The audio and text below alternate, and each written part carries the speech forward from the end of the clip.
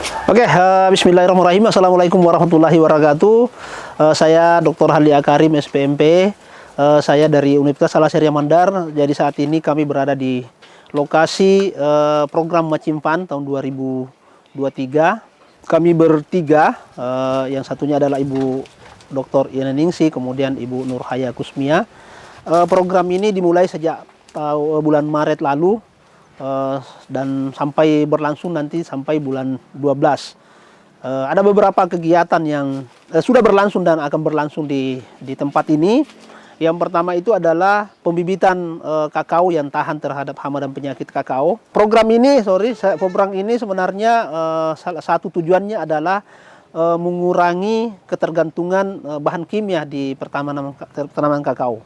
Kemudian kegiatan yang lain tadi sudah pembibitan, kemudian ada sekolah lapang. Ini sekolah lapang sudah berlangsung, ini sudah 3 kali kami undang petani, ada 50 petani kunci di desa ini, kemudian di desa tetangga.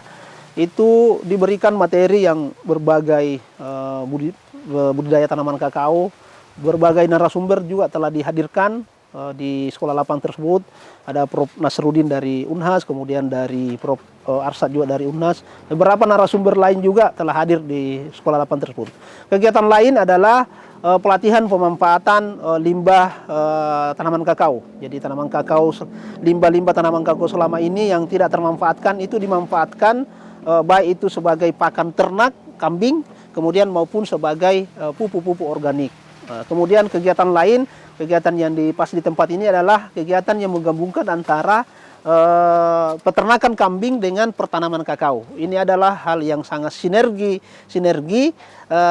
tanaman kakao mendapatkan limbah kotoran kambing itu menjadi pupuk bagi tanaman kakao, sedangkan ternak kambing mendapatkan hijauan dari pertanaman kakao, baik itu daun kakao maupun hijauan pohon pelindung. Oke, jadi selain kegiatan tadi yang saya sampaikan bahwa di rangkaian kegiatan ini juga ada kegiatan yang melibatkan mahasiswa yang kita kenal dengan Merdeka Belajar Kampus Mengajar, Kampus Merdeka, MBKM. Itu melibatkan 6 mahasiswa dari Universitas Al Azhar Mandar dari 3 program studi, yakni agroteknologi, agribisnis, dan peternakan.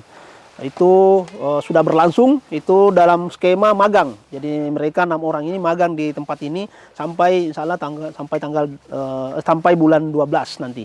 Kemudian di kegiatan lain itu ada untuk meyakinkan petani sekitar bahwa penggunaan bahan kimia bisa digantikan dengan bahan-bahan organik. Kita lakukan semacam percontohan. Demplot juga salah satu kegiatan itu di tempat ini, itu sudah berlangsung juga. Itu di sini dibandingkan yang menggunakan bahan organik dengan bahan kimia. Nanti itu akan masih berlangsung, itu hasilnya nanti akan kita dapatkan di bulan-bulan 12. Tapi sudah mulai ada kelihatan penurunan serangan hama dan penyakit dengan menggunakan bahan-bahan organik tersebut. Kemudian kegiatan lain untuk yang terkait dengan kapasitas mitra, karena kita ya mitranya program ini adalah dari UD untuk Indonesia Hijau, itu kita juga lakukan pelatihan kapasitas mitra. Kita berikan pengetahuan tentang bagaimana mengelola lembaga, kemudian manajemen keuangan, itu kita sudah lakukan. Kita datangkan beberapa narasumber dari Makassar, kemudian yang di lokal sini, itu sudah berlangsung. Kemudian menarik di sini adalah itu tadi, integrasi bahwa luarannya nanti ini diharapkan di lokasi ini, itu tidak ada lagi yang terbuang. Zero waste namanya, tidak ada yang terbuang di kakao, tidak ada terbuang di kambing, itu saling melengkapi, sehingga produktivitas lahan petani ini itu meningkat. Jadi mereka tidak dapatkan saja penghasilan dari kakao, tapi dia dapatkan dari kambing, penjualan kambing. Jadi naik hasilnya tanpa menambah lahan, karena menggabungkan 2 usaha yang saling bersinergi. Sangat terbantu dengan adanya program ini, karena kemarin ini salah satu sangat terbantu ini mengelola kotoran kambing, karena kemarin yang sebelum masuk ini program, kotoran yang kambing yang ada di sini terbuang salah, tidak ada perlakuan. Setelah ada masuk program ini, kita diajari dengan cara mempermentasi, baru kasih di tiap-tiap pohon kakao. Dan juga kami ini terbantu karena kemarin ini kita pakai kimia 300 gram per pohon.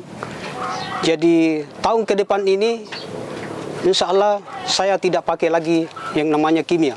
Karena di pergerakan di buah kakao ini ada juga pestisida nabati yang kita lakukan sekarang ini. Bagaimana dengan harapannya ke depan, Pak? Program ke depan? Harapannya ke depan butuh ditingkatkan lagi, lebih diawasi lagi supaya program ini lebih maju lagi ke depan. Saya perlihatkan ini adalah salah satu aplikasi penggunaan kotoran kambing di tanaman kakao. Jadi dibuat dalam seperti ini, tidak dihambur tapi dimasukkan di dalam karung seperti ini, lalu diletakkan saja di tanaman kakao. Ini harapannya bahwa unsur hara dalam butiran kotoran kambing ini akan meresap secara perlahan-lahan di tanaman kakao. Dia tidak langsung habis. Jadi dalam istilah pertanian itu ada slow release. Jadi dia akan digunakan sesuai dengan kebutuhannya tanaman ini. Tidak langsung habis, tapi dia akan mencair sendiri ke dalam akar-akar kakao. Kemudian di yang sampingnya juga, ini adalah perlakuan juga yang sangat bagus dilakukan oleh para petani. Ini namanya biopori. Biopori ini juga kotoran-kotoran kambing tadi, kemudian serasa sisa-sisa tanaman itu dimasukkan ke sini, berharap bahwa hasilnya dalam ini juga itu akan menjadi pupuk bagi tanaman ini. Sekaligus biopori ini berfungsi sebagai penyimpan air di musim hujan, sehingga air tidak terlalu banyak yang terbuang ke daerah-daerah yang lebih rendah. Jadi akan tersimpan di sini. Ini ada salah satu cara sebenarnya untuk adaptasi dengan perubahan iklim yang semakin panas. Ini kalau semakin banyak dilakukan seperti ini di kebun tanaman apapun, itu sangat bagus membantu. Tidak terlalu cepat kekeringan apalagi di musim kemarau. Ini adalah biopori. Jadi hasilnya dalam ini juga akan berfungsi sebagai penyedia unsur hara di tanaman kakao di sampingnya. Seperti itu.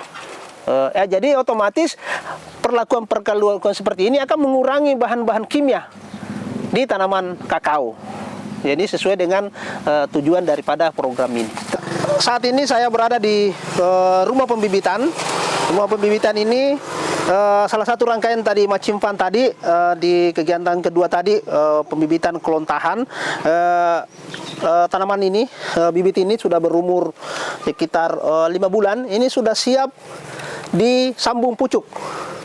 Di sambung pucuk itu adalah salah satu teknologi juga untuk mempercepat tanaman itu berproduksi. Ini sudah diketahui bahwa klon yang dipilih ini adalah klon jenis yang memang diketahui tahan terhadap hama utama pada tanaman kakao. Ini akan menghasilkan, kita targetnya kemarin itu 2.000 bibit yang hasil dari kegiatan ini. Ini akan disambung pucuk seperti ini. Jadi akan disambung pucuk. Nah, ini telah dilakukan sambung pucuk. Ini setelah dilakukan sambung pucuk, ini kelihatan sudah berhasil. Nah, ini yang sudah berhasil. Ini kelihatan akan sudah siap untuk ditanam. Sudah siap ditanam petani. Jadi tanaman batang bawahnya ini tahan terhadap hama dan penyakit. Begitu pula batang atasnya, entrisnya juga insya Allah akan tahan terhadap hama dan penyakit. Sehingga ujung-ujungnya kegiatan pembibitan ini juga itu akan mengurangi serangan hama dan penyakit. Jadi sudah di bibitnya diintervensi, kemudian pengendalian hama dan penyakitnya diintervensi, sehingga ujung-ujungnya memang akan mengurangi penggunaan bahan kimia.